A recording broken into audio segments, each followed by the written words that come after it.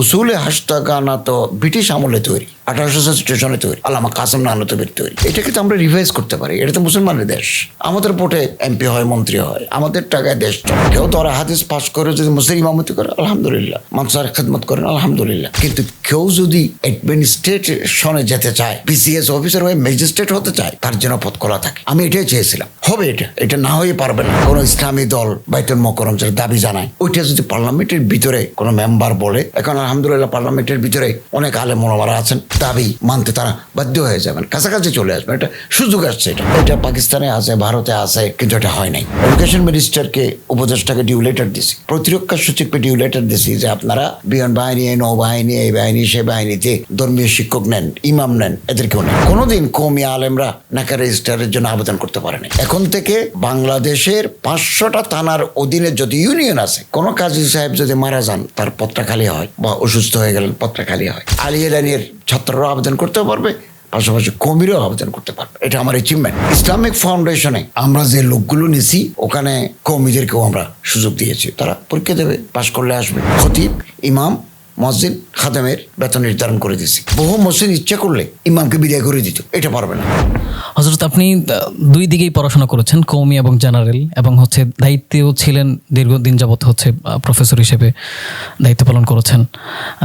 তো কওমি ঘরানা থেকে যেহেতু উঠে এসেছেন, কওমির প্রতি আপনার একটা দরদ আমরা দেখেছি।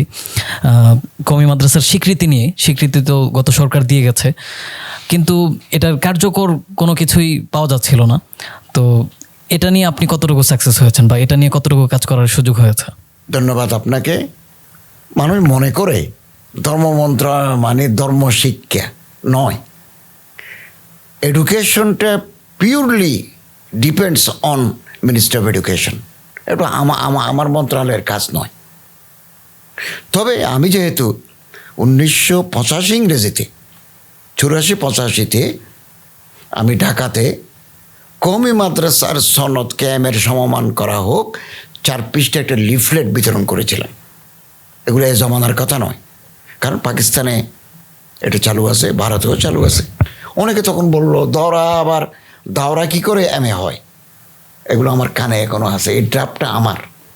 ফলে আমি যখন উপদেষ্টা হয়েছি, আমি আন্তরিকভাবে চেষ্টা করেছি, এবং ফাকের সম্মানিত মুরব্বী যারা আছেন তাদেরকে আমন্ত্রণ জানিয়েছি, শিক্ষামন্ত্রীর সাথে বৈঠক করেছি। তারা কিছু যৌক্তিক প্রশ্ন উত্থাপন করলেন যে শিক্ষা ব্যবস্থায় 4টে স্তর: মাধ্যমিক, উচ্চ মাধ্যমিক, স্নাতক, স্নাতকোত্তর, সানবী আলিয়া, ফজিলত, এরপরে দৌরা, তাকমিল। তো আপনাদের তো 3টা নাই। এটাই মূল পয়েন্ট। আমি তারপরেও বলেছি যে এটা পাকিস্তানে আছে, ভারতে আছে, কিন্তু এটা হয় নাই। প্রাথমিক শিক্ষা উপদেষ্টা, ওনার কাছে আমি ডিউ লেটার দিছি, এডুকেশন মিনিস্টারকে, উপদেষ্টাকে ডিউ লেটার দিছি, প্রতিরক্ষা সচিবকে ডিউ লেটার দিছি যে আপনারা বিমান বাহিনী, নৌবাহিনী, এই বাহিনী সে বাহিনীতে ধর্মীয় শিক্ষক নেন, ইমাম নেন, এদেরকেও নেন।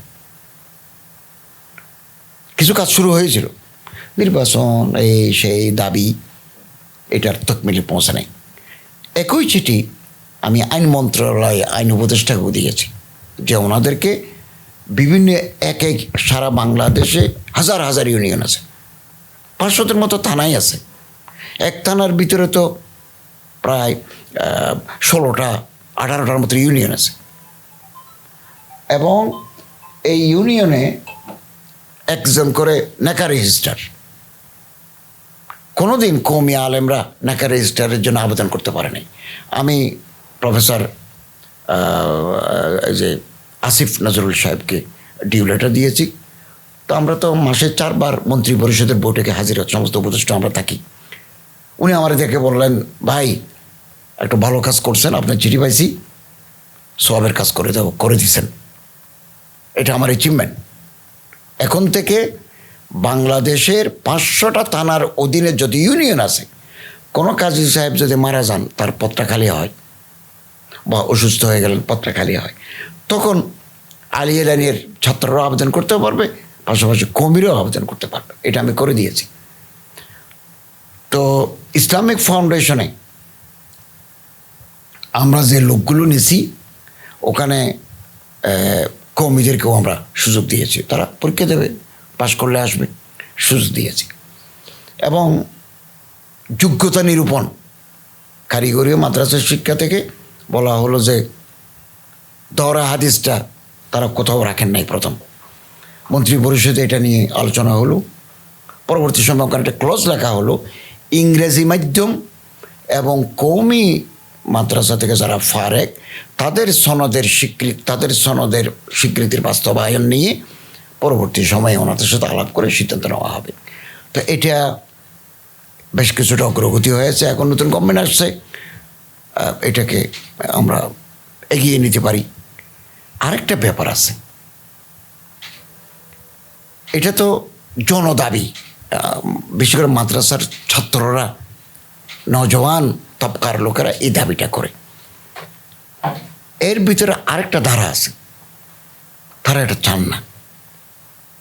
এটা না চাওয়ার পিছনটা ফিলোসফি আছে। এটা হচ্ছে উসুলে হাস্তাগানা, দারুল উলুম দেওবন্দের যে 8 মূলনীতি, ওখানে সরকারের সাথে মাখামাখি, সরকারি সাহায্য নেওয়া, এগুলো নেই, এগুলো মানা করছেন। তো মৌলানা আব্দুল ফাত্তাহ ইয়াহিয়া সাহেব রহমতুল্লাহ আলাই যে কিতাব লিখছেন, ওখানে উনি একটা তফসিরা করছেন। উনি বলতেছেন যে উসুলে হাস্তাগানা তো ব্রিটিশ আমলে তৈরি, 1867 তৈরি, আল্লামা কাসেম নানতবির তৈরি। এটাকে তো আমরা রিভাইজ করতে পারি। এটা তো মুসলমানের দেশ, আমাদের ভোটে এমপি হয়, মন্ত্রী হয়, আমাদের টাকায় দেশ চলে। এটাকে আমরা একটু রিভাইজ করতে পারি না? এরকম একটা কথা লিখছেন। তো অনেকেই বুজুর্গানে দিনরা ওই উসুলের উপর বিবেচনা করে বলেন যে না, আমরা তো চাকরির জন্য লেখাপড়া করি না, রাজাই মওলা। আমাদের এলমটা হচ্ছে যে আল্লাহকে রাজি করার জন্য, দুনিয়াবি কোনো চাকরি স্বীকৃতি এগুলোর জন্য তো নয়। এটা তো কওমি মাদ্রাসার বেলায় হচ্ছে তাকওয়া এবং লিল্লাহিয়াতের উপরে, এরকম একটা ধারা আছে। তবে আমি চেয়েছি যে কওমি মাদ্রাসার স্বীকৃতি আসুক। কেউ দরা হাদিস পাস করে যদি মসজিদ ইমামতি করে আলহামদুলিল্লাহ, মাদ্রাসার খেদমত করেন আলহামদুলিল্লাহ। কিন্তু কেউ যদি অ্যাডমিনিস্ট্রেশনে যেতে চায়, বিসিএস অফিসার হয়ে ম্যাজিস্ট্রেট হতে চায়, তার জন্য পথ খোলা থাকে। আমি এটাই চেয়েছিলাম। হবে এটা না হয়ে পারবে না। তবে পার্লামেন্টে যদি আলেমদের একটা প্রতিনিধি দল থাকতো, দেশের প্রতিনিধিত্বশীল ওলামাদের একটা দল যদি পার্লামেন্ট মেম্বার হতেন, তাহলে এই দাবি আরও জোরালো হতো।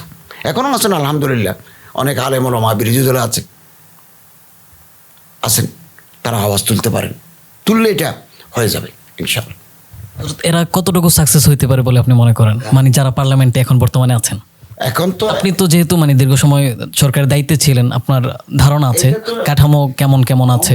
তো একদল, একটা বড় রাজনৈতিক দল কর্তৃক পরিচালিত এই সরকার, আলেমরা আছেন। একটা কথা মনে রাখবেন, ক্ষমতায় যারা থাকেন তারা বিরোধী দলের বক্তব্যটাকে সম্মানের চোখে দেখেন। আমরা 1.5 বছর থাকতে কেউ যখন স্লোগান দেয়, আমি মিনিস্ট্রিতে আছি, সচিবালয়ে রাস্তা দিয়ে মিছিল যাচ্ছে, তখন আমরা কাজপত্র ফেলে দিয়ে এগুলো শুনতাম, কি বলে দেখো, লোক পাঠাতাম, কী দাবি আর কারা। অতএব তখন তো পার্লামেন্ট ছিল না। এখন পার্লামেন্টের বাইরে কোনো ইসলামী দল বাইতুল মোকাররম যেটা দাবি জানায়, ওইটা যদি পার্লামেন্টের ভিতরে কোনো মেম্বার বলে, তাহলে দেশের নীতি নির্ধারক হচ্ছেন প্রধানমন্ত্রী, মন্ত্রী পরিষদের সদস্যরা, ওনারা সেটা বিবেচনা করবেন, দাবি মানতে তারা বাধ্য হয়ে যাবেন, কাছাকাছি চলে আসবেন। এটা সুযোগ আসছে এটা। এখন আলহামদুলিল্লাহ পার্লামেন্টের ভিতরে অনেক আলেম ওলামারা আছেন, বিরোধী দলে আছেন, সরকারি দলে আছে কিনা, সরকারি দলে আলেম থাকতেও পারে, আছেন বোধহয়। এরা যদি দাবি দেওয়া তোলেন, এটা হয়ে যাবে। আপনাকে একটা কথা বলি, আমি দায়িত্ব থাকাকালীন ইমাম মুয়াজ্জিনদের জন্য একটা নীতিমালা গেজেট করে দিয়ে আসছি। অর্থাৎ অধিকাংশ মসজিদ চালায় বেসরকারিভাবে, ওয়াকফ সম্পত্তি আছে, অথবা একজন মানুষ একটা মসজিদে জায়গা দিয়ে গেছেন, বিল্ডিং করে দিয়ে গেছেন, জনগণের সহযোগিতা নিয়েছেন, উনি নেই। তাহলে এই মসজিদের ইমাম, খতিব, মুয়াজ্জিন, খাদেমের কি পার্সেন্টে বেতন পাবে? আমাদের এই গ্যাজেট করার কারণে বহু কর্পোরেট কোম্পানিগুলো তারা তো একটা মসজিদ বাঁধে, তারা জানতে চান যে গভর্নমেন্টের কোনো নির্দেশনা আছে কি না। যদি আছে, একটা গ্যাজেট আছে, তাহলে আমরা খুব উন্নত বেতন দিয়েছি। 2015 সালের পে স্কেল অনুযায়ী খতিব, ইমাম, মসজিদ, খাদেমের বেতন নির্ধারণ করে দিয়েছি এবং টার্মস কন্ডিশন দিয়েছি। বহু মসজিদ ইচ্ছা করলে ইমামকে বিদায় করে দিত, পছন্দ হলো না, এটা পারবে না, স্পেসিফিক অভিযোগ আনতে হবে, ওনাকে আত্মপক্ষ সমর্থনের সুযোগ দিতে হবে, নিয়মের ভিতরে আনছি। এটা 2006 সালে ছিল, এটাকে আরও আধুনিক করে ইমাম সমিতি যারা আছেন ওনার সাথে বসে এটা পাস করে দিয়েছি। মডেল মসজিদ নীতিমালা করে দিয়ে আসছিলাম, এটাও ফাইনাল। মাননীয় মন্ত্রী মহোদয় বলছেন যে এখন নতুন যিনি মন্ত্রী আছে, আমি একটু দেখব, আশা করি উনি দেখে এটা পাস করে যে ওখানে কোনো জটিলতা নেই।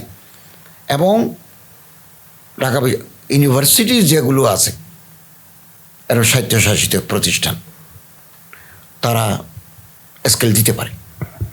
এটা যদি কিছু না থাকে তাহলে অফিসাররা বেতন পায় 1 লক্ষ টাকা, হুজুর বেতন পায় 12,000 টাকা। এটা আমি করে দিয়ে আসছি।